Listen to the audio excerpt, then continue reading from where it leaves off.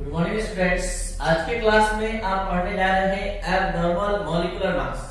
ये topic start करने से पहले आप लोग को बता दें कि आप इस चैप्टर के हायर लेवल के स्टडी में आज से एंट्री कर रहे हैं और अगर आप ध्यान देंगे, बारीकी से हर एक टॉपिक को समझेंगे तो आप इसके कॉन्सेप्ट को अच्छी तरह समझ पाएंगे। तो देखते हैं एबनॉर्मल मॉलिक्यूलर मास। कुछ एग्जांपल्स की मदद से हम इसको समझाने जा रहे हैं। क्या होता है एबनॉर्मल मॉलिक्यूलर मास? नॉर्मल वर्ड के आगे दो लेटर लगा हुआ है एबनॉर्मल, मतलब नॉर्मल से हटकर। तो मोलर मास का वो मान जो अपने नॉर्मल वैल्यू से या तो कम होता है या तो अधिक होता है, तो उसको एबनॉर्मल मॉलिक्यूलर मास कहते हैं। The molar mass which value lower और higher than the normal value is called abnormal molecular mass. तो ये लोअर और हायर वैल्यू देखने के लिए कहां मिलेगा, इसके लिए कुछ हम एग्जांपल्स दे रहे हैं, तब ये डिफिनेशन आप समझ पाएंगे कि ये क्या कहना चाह रहा है। देखा जाए, एक आप कंटेनर लिए, इस कंटेनर में आप शुगर यानी कि C12H22O11 को डिसॉल्व किए। तो आप जैसे इसको डिसॉल्व करेंगे वैसे ही रह जाएगा ये वाटर में C12H22O11। यहां आप देख सकते हैं कि आप जैसे इसको डिसॉल्व करेंगे इस वाटर में वैसे ही ये रह जाएगा। लेकिन अगर आप एसिटिक एसिड को डिसॉल्व करें तो एसिटिक एसिड का फॉर्मूला होता है CH3 C double bond O single bond O H। और जैसे ही आप एसिटिक एसिड को वाटर में डिसॉल्व करेंगे तो एसिटिक एसिड का हर दो मॉलिक्यूल आपस में हाइड्रोजन बॉन्डिंग का फॉर्मेशन करेगा और हाइड्रोजन बॉन्डिंग के फॉर्मेशन से निश्चित तौर पर वो आपस में जुड़कर एक बड़े केमिकल स्पीशीज का फॉर्मेशन करेगा। तो हर दो केमिकल स्पीशीज यहां हाइड्रोजन बॉन्ड के माध्यम से अटैच होगा। और अगर आप वाटर में NaCl को डिसॉल्व करते हैं, NaCl, तो NaCl जाते ही वो अपने कंपोनेंट टाइप में टूट जाएगा। समझने वाला बात है कि हम जब शुगर को डिसॉल्व करेंगे तो जैसे है वैसे ही रह जाएगा। जब हम एसिटिक एसिड को डिसॉल्व करेंगे तो हर दो मॉलिक्यूल आपस में अटैच होगा हाइड्रोजन बॉन्ड से। ये जो बॉन्ड आप देख रहे हैं ये वास्तव में हाइड्रोजन बॉन्ड है।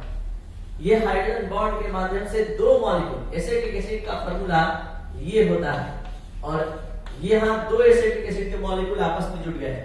यहाँ हम जब नमक को, सॉल्ट को डिसॉल्व किए, NaCl सोडियम क्लोराइड को डिसॉल्व किए वाटर में, तो यहाँ क्या देख रहे हैं कि Na+Cl- में टूट गया।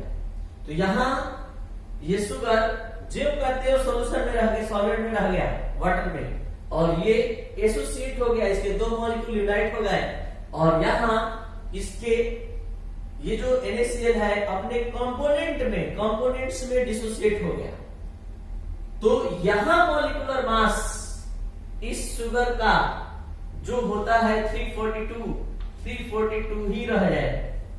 लेकिन यहां पर अगर हम बात करेंगे तो इसका मॉलिक्यूलर मास होता है 12 plus 1 into 3 plus 12 plus 16 into 2 plus 1, तो ये हो गया 60। तो 60 ही रह जाएगा, सॉरी 60 से डबल हो जाएगा क्योंकि दो मॉलिक्यूल यहां पर आपस में अटैच हो जा रहे हैं। तो यहां जैसे मॉलिक्यूलर मास था वैसे ही रह गया, उसी तरह शुगर वाटर में रहता है और यहां पर जस्ट डबल हो गया। कारण ये है मॉलिक्यूलर मास के डबल होने का, दो मॉलिक्यूल एसोसिएट हो गए और यहां देख रहे हैं कि सॉल्ट डिसोसिएट हो गया। तो यहां मॉलिक्यूलर मास ज्यों का त्यों रहेगा, यहां मॉलिक्यूलर मास इस एग्जांपल के लिए डबल हो जाएगा अपने नॉर्मल वैल्यू से। और यहाँ मॉलिक्यूलर मास अपने नॉर्मल वैल्यू से घट जाएगा क्योंकि ये कंपोनेंट में टूट गया। तो अभी तक जितना 4 कोलिगेटिव प्रॉपर्टी का हम लोग स्टडी किए, जो भी पीछे 4 कोलिगेटिव प्रॉपर्टी का स्टडी किए, उसमें सॉल्यूट के रूप में वैसे सॉल्यूट का बात हो रहा था जो सॉल्वेंट में जाने के बाद ना ही एसोसिएट हो रहा था ना ही डिसोसिएट, जैसे डाल रहे थे वैसे ही डाल रहा था, जैसे ग्लूकोज, सुक्रोज, ये सब। लेकिन अगर हम वहां पर सॉल्ट, NaCl या फिर एसिटिक एसिड का बात करें तो उस पर वो कॉन्सेप्ट नहीं फॉलो होगा। तो इसी को समझाने के लिए टॉपिक आज का आया है एबनॉर्मल मॉलिक्यूलर मास। एबनॉर्मल मॉलिक्यूलर मास क्या है तो अब आप समझ सकते हैं। ये भी एक सॉल्यूट है और ये भी सॉल्यूट है और ये भी सॉल्यूट है, लेकिन ये सॉल्यूट जाने के बाद सॉल्वेंट में ज्यों का त्यों रह रहा है, ये एसोसिएट हो जा रहा है और ये डिसोसिएट। तो इसमें मॉलिक्यूलर मास में कोई चेंजिंग नहीं आएगा, इसमें डबल हो जाएगा और इसमें घट जाएगा। मतलब इसमें मॉलिक्यूलर मास इसमें मॉलिक्यूलर मास बढ़ जाएगा, इसमें घट जाएगा, इसमें नो चेंज। तो कहने का मतलब क्या है कि मॉलिक्यूलर मास का वो मान, किस सॉल्यूट के मॉलिक्यूलर मास का वो मान जो अपने सामान्य मान से या तो अधिक होता है या तो कम होता है, उसको हम एबनॉर्मल मॉलिक्यूलर मास कहते हैं। और एबनॉर्मल मॉलिक्यूलर मास का स्टडी 2 टर्म में किया जाता है, एक मॉलिक्यूलर एसोसिएशन में और एक मॉलिक्यूलर डिसोसिएशन। तो मॉलिक्यूलर एसोसिएशन में 2 या 2 से अधिक मॉलिक्यूल आपस में यूनाइट होते हैं और मॉलिक्यूलर डिसोसिएशन में किसी सॉल्वेंट को जब उसको सॉल्वेंट में डिसॉल्व करते हैं तो वो अपने कंपोनेंट डायल में टूट जाता है, तो ये मॉलिक्यूलर डिसोसिएशन है। मॉलिक्यूलर एसोसिएशन जब होता है तो कंपोनेंट की संख्या में कमी हो जाती है। अगर आप वाटर में 10 लाख मॉलिक्यूल 10 लाख मॉलिक्यूल अगर मॉलिक्यूल्स को एसिटिक एसिड के 10 लाख मॉलिक्यूल को डिसॉल्व करेंगे तो सॉल्यूशन सॉल्वेंट में जाने के बाद 5 लाख हो जाएगा, मतलब हर 2 मॉलिक्यूल यूनाइट हो जाएगा। तो यहाँ पर समझने लायक है कि मॉलिक्यूलर एसोसिएशन में कंपोनेंट की संख्या में कमी हो जाएगी और मॉलिक्यूलर मास में मतलब इंक्रीजमेंट आ जाएगा। तो यहाँ समझना ये है कि जब मॉलिक्यूलर एसोसिएशन होगा मॉलिक्यूलर मास इंक्रीज होगा और कंपोनेंट की संख्या में कमी होगी। तो अब आप फ्रेश समझ सकते हैं कि एबनॉर्मल मॉलिक्यूलर मास क्या है। The molar mass which value lower or higher than the normal value is called abnormal molecular mass. Abnormal molecular mass is studied in 2 terms, molecular association and molecular dissociation. Molecular association क्या है, यहाँ सारा concept clear कर देते हैं तब हम आगे की ओर चलेंगे। मोलिकुलर एसोसिएशन क्या है? When 2 or more molecules, जब 2 या 2 से अधिक मॉलिक्यूल आपस में यूनाइट होते हैं तो एक बिग केमिकल स्पेसिस का फॉर्मेशन होता है। तो इस प्रोसेस को कहते हैं molecular association. When 2 or more molecules unite to form a big chemical species, then this process is called molecular association. And when any solute is dissolved in any solvent system, then it dissociates into their component ion, then this process is called molecular dissociation. In molecular association, number of components decreases and molecular mass of the substance increases. In molecular dissociation, number of components increases and molecular mass of the substance decreases. और अब यहाँ एक important concept हम बताने जा रहे हैं, जरा ध्यान देंगे आप लोग। एक चीज और बता दें मॉलिक्यूलर एसोसिएशन के लिए, जब 2 मॉलिक्यूल यूनाइट होता है जब तो यहाँ ट्राइबर बनता है। तो और जब 3 मॉलिक्यूल आपस में यूनाइट होकर केमिकल स्पेसिस का एक बिग केमिकल स्पेसिस का फॉर्मेशन करता है तो वो ट्राइबर कहलाता है। और जब 4 मॉलिक्यूल आपस में यूनाइट होते हैं और तब कोई नया केमिकल स्पेसिस का फॉर्मेशन होता है तो उसको हम टेट्रामर कहते हैं। और जब 4 से अधिक 8 मॉलिक्यूल यूनाइट होते हैं और वहां जिस केमिकल स्पेसिस का फॉर्मेशन होता है उसे हम पॉलीमर कहते हैं। तो ये था मॉलिक्यूलर एसोसिएशन के बारे में। और अब मॉलिक्यूलर डिसोसिएशन। मॉलिक्यूलर डिसोसिएशन में क्या होगा कि मॉलिक्यूलर मास सब्सटेंस का डिक्रीज होगा और नंबर ऑफ कंपोनेंट इंक्रीज होगा। अगर हम NaCl के 10 लाख मॉलिक्यूल को अगर डिसॉल्व करेंगे तो NaCl जैसा सॉल्यूशन में जाने के बाद अपने 20 लाख मतलब एक मॉलिक्यूल के डिसोसिएट होने से दो कंपोनेंट का फॉर्मेशन हो रहा है, तो अगर 10 लाख मॉलिक्यूल को डिसॉल्व करेंगे तो 20 लाख हो जाएगा। और अब एक इंपॉर्टेंट कॉन्सेप्ट कोलिगेटिव प्रॉपर्टी जो आप पढ़े हैं उसमें से दो कोलिगेटिव प्रॉपर्टी को लेकर हम समझा रहे हैं, एक एलिवेशन ऑफ बॉइलिंग पॉइंट और एक depression in freezing point. Elevation of boiling point जब आप पढ़े थे तो एक फार्मूला आया था Kb WA into 1000 by Ma into WB। और जब डिप्रेशन इन फ्रीजिंग पॉइंट पढ़े थे तो आया था Kf into WA into 1000 by Ma into WB। और जब आप ऑस्मोटिक प्रेशर पढ़े थे तो पाई इक्वल आया था WA into R into T और Ma into V। तो हम अभी तीन ही कोलिगेटिव प्रॉपर्टी की सहायता से समझा रहे हैं, जरा ध्यान दिया जाए। यहाँ हर कोलिगेटिव प्रॉपर्टी पर ध्यान दीजिए।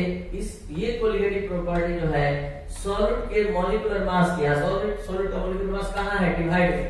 यहाँ देखिए कहाँ है? डिवाइड में। यहाँ कहाँ है? डिवाइड में।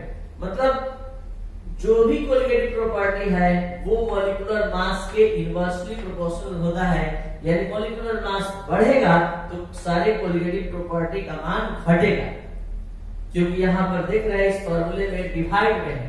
तो जब Ma का वैल्यू मॉलिक्यूलर मास का वैल्यू सॉल्यूट का बढ़ेगा तो इस तीन कोलिगेटिव प्रॉपर्टी यानी चारों कोलिगेटिव प्रॉपर्टी का मान क्या होगा? घटेगा। और एक चीज और, colligative property of direct solution का डिफिनेशन क्या कहता है? The properties of direct solution which depends upon amount of solute but doesn't depend upon nature of solute. तो यहाँ आप देख सकते हैं सॉल्यूट का कंपोनेंट अमाउंट बढ़ेगा तो ये सब का मान क्या होगा? बढ़ेगा। तो यहाँ पर आप समझने लायक बात है कि जब जब मॉलिक्यूलर एसोसिएशन होगा तब तब मॉलिक्यूलर मास अपने नॉर्मल वैल्यू से क्या होगा? बढ़ जाएगा। और मॉलिक्यूलर मास बढ़ेगा तो इन सभी कोलिगेटिव प्रॉपर्टी का मान घटेगा। और यहाँ मॉलिक्यूलर डिसोसिएशन में सॉल्यूट डिसोसिएट होगा अपने कंपोनेंट आयन में, मॉलिक्यूलर मास घटेगा तो इन सभी कोलिगेटिव प्रॉपर्टी का मान बढ़ेगा। तो जितना आज का कंप्लीट क्लास का कॉन्सेप्ट है एक बार फिर से शुरू से अंत तक ध्यान से मेन पॉइंट रख लीजिए। Abnormal molecular mass, the molar mass which value lower or higher than the normal value is called abnormal molecular mass। Abnormal molecular mass का जो स्टडी है दो टर्म में कहता है, एक मॉलिक्यूलर एसोसिएशन, एक मॉलिक्यूलर डिसोसिएशन। मॉलिक्यूलर एसोसिएशन क्या है? तो मॉलिक्यूलर एसोसिएशन में जब दो या दो से अधिक मॉलिक्यूल आपस में यूनाइट होते हैं तो एक बिग केमिकल स्पीशीज का फॉर्मेशन होता है, तो उसे कहते हैं क्या? Molecular association. यानी मॉलिक्यूलर एसोसिएशन में जब दो मॉलिक्यूल यूनाइट होता है और जो केमिकल स्पीशीज का फॉर्मेशन होता है उसे कहते हैं डाइमर। जब तीन केमिकल स्पीशीज आपस में यूनाइट होता है उसे कहते हैं ट्राइमर। जब चार केमिकल स्पीशीज यूनाइट होते हैं उसे कहते हैं टेट्रामर। और जब चार से अधिक n मॉलिक्यूल यूनाइट होते हैं और तब केमिकल स्पीशीज का फॉर्मेशन होता है उसे कहते हैं पॉलीमर। तो when two or more molecules are united and form a big chemical species is called molecular association। और if 2, 3, 4 chemical species unite respectively then they form dimer। अगर 2, 3, 4 केमिकल स्पीशीज आपस में यूनाइट होते हैं क्रमशः तो उसको तो वो क्या फॉर्म करते हैं? तो दो अगर कंबाइन करेंगे तो डाइमर, तीन कंबाइन करेंगे ट्राइमर, चार कंबाइन करेंगे टेट्रामर, और अगर n मॉलिक्यूल कंबाइन होगा n कंपोनेंट तो वो पॉलीमर होगा। तो in the case of molecular association the number of components of solute decreases and molecular mass of the solute increases. यहाँ देख सकते हैं जब हमने 10 lakh component molecule acetic acid का डिसॉल्व किया तो 5 लाख हो गया, तो दो मॉलिक्यूल जुड़ गया और इसका मॉलिक्यूलर मास 60 था तो 120 हो गया। तो molecular mass of the solute increases, therefore colligative property of direct solution decreases then the value of normal value of colligative property. यानी सभी कोलिगेटिव प्रॉपर्टी का मान मॉलिक्यूलर मास के बढ़ने से मॉलिक्यूलर एसोसिएशन में क्या होगा? घट जाएगा। तो ये है इफेक्ट ऑफ मॉलिक्यूलर एसोसिएशन कि जब जब मॉलिक्यूलर एसोसिएशन होगा इन सभी कोलिगेटिव प्रॉपर्टी का मान अपने नॉर्मल वैल्यू से घट जाएगा, और घटने के पीछे रीजन यही है क्योंकि इसका इस प्रोसेस में मॉलिक्यूलर मास जो है बढ़ जाता है अपने नॉर्मल वैल्यू से। तो अब मॉलिक्यूलर डिसोसिएशन भी देख लिया जाए, क्या होता है मॉलिक्यूलर डिसोसिएशन पूरा डिटेल में।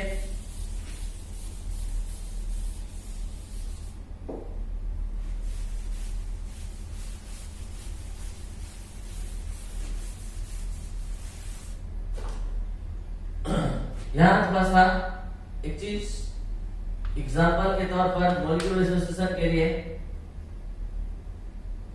दो मॉलिक्यूल अगर यूनाइट होगा और जिस केमिकल स्पीशीज का फॉर्मेशन होगा उसे हम कहेंगे डाइमर। अगर तीन केमिकल स्पीशीज यूनाइट होंगे और जिस केमिकल स्पीशीज का फॉर्मेशन करेंगे तो उसे कहेंगे ट्राइमर। और अगर चार केमिकल स्पीशीज यूनाइट हो गए और वहां जिस केमिकल स्पीशीज का फॉर्मेशन होगा उसे कहेंगे क्या टेट्रामर। और जहां इन केमिकल स्पीशीज यूनाइट होंगे और वहां जिस केमिकल स्पीशीज का फॉर्मेशन होगा वो कहलाएगा पॉलीमर।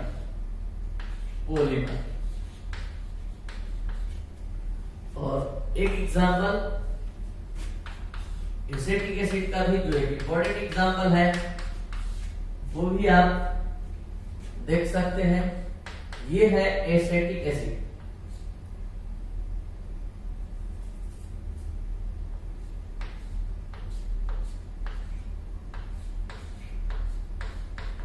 का एक मॉलिक्यूल, और ये है एसिटिक एसिड का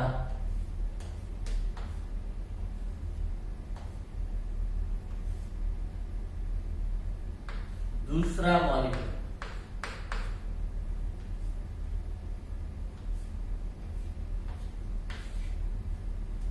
और इस दोनों के बीच हाइड्रोजन बॉन्डिंग होने से ये आपस में अटैच हो जाते हैं और जो बना ये कहलाता है डाइमर। तो यहाँ एसिटिक एसिड को डाइमर बनाते हुए आप देख सकते हैं। अब हम बात करते हैं सेकेंड मॉलिक्यूलर डिसोसिएशन का। मॉलिक्यूलर डिसोसिएशन में हमने क्या बताया कि when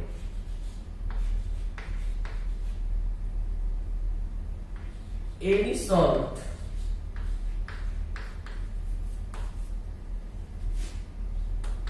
is dissolved into any solvent system,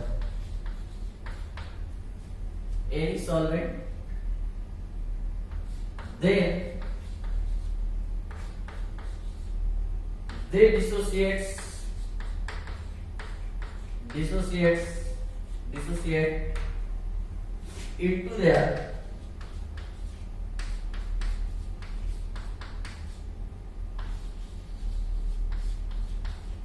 components ions.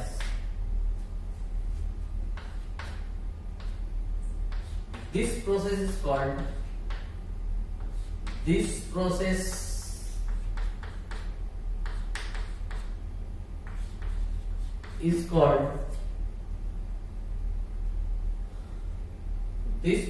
is called molecular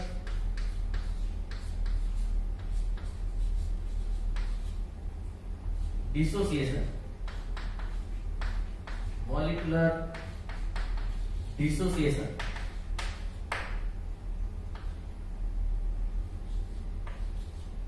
और इसका एग्जाम्पल है फर्स्ट, अगर आप NaCl को डिसोसिएट करें तो ये Na प्लस Cl माइनस, और अगर आप BaCl2 को डिसॉल्व करें तो Ba प्लस प्लस और 2Cl माइनस, यहाँ अगर इसके 10 लाख मॉलिक्यूल को आप डिसॉल्व करेंगे तो एक मॉलिक्यूल टूटने पर 2 आयन का प्रोडक्शन करता है, तो 10 लाख जो है 20 लाख आयन का प्रोडक्शन करेगा। और अगर आप इसके 10 लाख को डिसॉल्व करते हैं तो एक मॉलिक्यूल 3 आयंस का प्रोडक्शन कर रहा है, एक इसका और 2 इसका। तो एक मॉलिक्यूल 3 आयन को डिसॉल्व कर रहा है तो 10 लाख मॉलिक्यूल 30 लाख आयंस को प्रोड्यूस करेंगे। तो यहाँ पर मॉलिक्यूलर मास क्या होगा, डिक्रीज होगा और नंबर ऑफ कंपोनेंट इंक्रीज होगा। तो इस केस में in the case of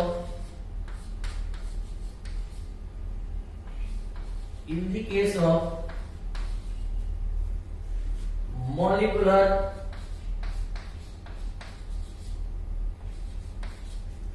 dissociation,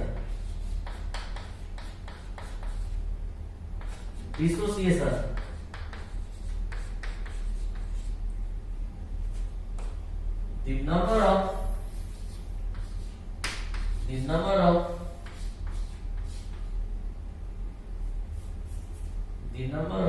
components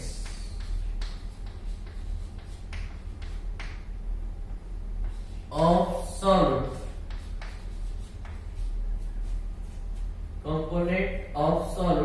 increases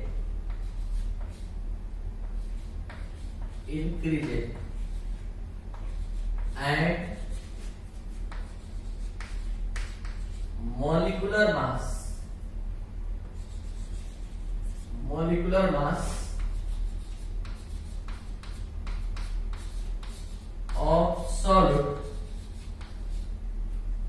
molecular mass of solid decreases.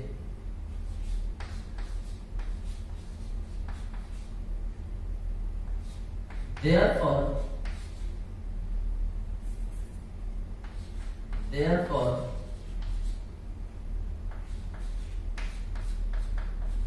colligative property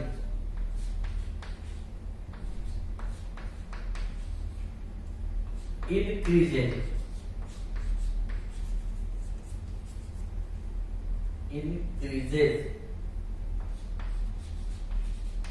than the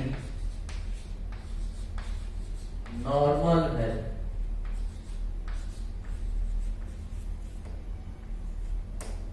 तो ये था आपका आज का क्लास। उम्मीद है कि आप लोग को ये क्लास लेक्चर अच्छी तरह समझ में आया होगा।